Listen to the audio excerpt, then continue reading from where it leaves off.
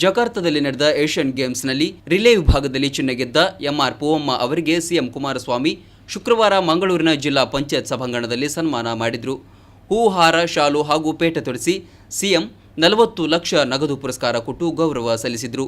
ಇನ್ನು ಎಂಆರ್ ಪೂವಮ್ಮ ಸಾಧನೆಗೆ ಮೆಚ್ಚುಗೆ ವ್ಯಕ್ತಪಡಿಸಿದ ಸಿಎಂ, ಪೂವಮ್ಮ ರಾಜ್ಯದ ಹಾಗೂ ರಾಷ್ಟ್ರದ ಗೌರವ ಎತ್ತಿ ಹಿಡಿದಿದ್ದಾರೆ ಎಂದರು. ಈ ನಡುವೆ ಬೇರೆ ರಾಜ್ಯಗಳಲ್ಲಿ ಅಂತಾರಾಷ್ಟ್ರೀಯ ಮಟ್ಟದಲ್ಲಿ ಸಾಧನೆ ಮಾಡಿದ ಕ್ರೀಡಾಪಟುಗಳಿಗೆ ದೊಡ್ಡ ಮೊತ್ತದ ಗೌರವ ವಿಚಾರವಾಗಿ ಮಾತನಾಡಿದ ಮುಖ್ಯಮಂತ್ರಿ, ನಮ್ಮ ಸರ್ಕಾರದ ಇವತ್ತಿನ ಮಾರ್ಗಸೂಚಿ ಪ್ರಕಾರ ಈ ಗೌರವ ನೀಡಿದೆ.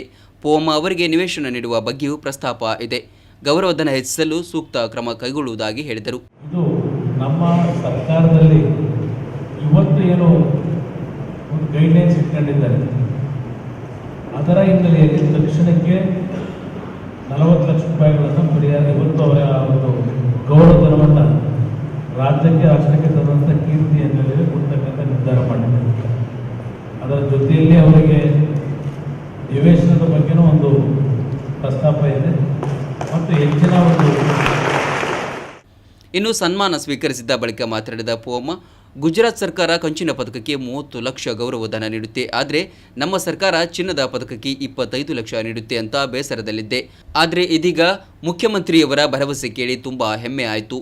ಈ ಹಿಂದೆ ನಮ್ಮಲ್ಲಿ ಗೌರವಧನಕ್ಕೆ ಬೇಡಬೇಕಾಗಿತ್ತು, ಆದರೆ ನನಗೆ ನೀಡಿದ ಭರವಸೆಯಂತೆ ಮುಂದೆ ಎಲ್ಲ ಅಥ್ಲೀಟ್ಗಳಿಗೂ ಗೌರವಧನ ನೀಡಲಿ.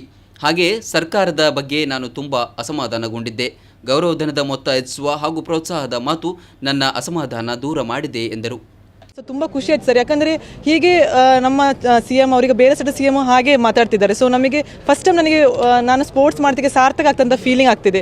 ಯಾಕಂದರೆ ಅವರು ಈ ಮಾತು ಹೇಳುವಾಗ ತುಂಬ ಖುಷಿ ಆಗ್ತಿದೆ. ನಮಗೆ ಒಂಥರ ಮೋಟಿವೇಶನ್ ಆಗ್ತದೆ. ಇನ್ನು ಮುಂದಕ್ಕೂ ನಾನು ಈಗ ಹೇಳಿದ್ರು ಒಲಿಂಪಿಕ್ಸ್ವರೆಗೆ ನನಗೆ ಸಹಾಯ ಮಾಡ್ತಾರೆ. ಸೊ ಅದಕ್ಕೆ ನಮಗೊಂದು ಈಗ ತನಕ ನನಗೆ ತುಂಬ ಬೇಸರ ಆಗ್ತದೆ. ಕರ್ನಾಟಕ ಗೌರ್ಮೆಂಟಿಂದ ಮಾಡಿ ನನಗೆ ಏನು ಸಿಕ್ಕಿಲ್ಲ, ಯಾವಾಗಲೂ ನಾನು ಬೇಡೋದೇ ಆಯಿತು. ಆದರೆ ಈಗ ನಾನು CMದು ಮಾತು ಕೇಳಿ ಫಸ್ಟ್ ಟೈಮ್ ನನಗೆ ಪ್ರೌಡ್ ಫೀಲ್ ಆಗ್ತದೆ. ನಾನು ಕರ್ನಾಟಕದ ರೆಪ್ರೆಸೆಂಟ್ ಮಾಡ್ತಿದ್ದೇನೆ. ಸೊ ಹೀಗೆ CM ಮುಂದೆ ಬರೋ ಅಥ್ಲೆಟ್ಸ್ಗೆ ಹೀಗೆ ಸಪೋರ್ಟ್ ಮಾಡಲಿ ಅಂತ ನಾನು ರಿಕ್ವೆಸ್ಟ್ ಮಾಡ್ತೇನೆ.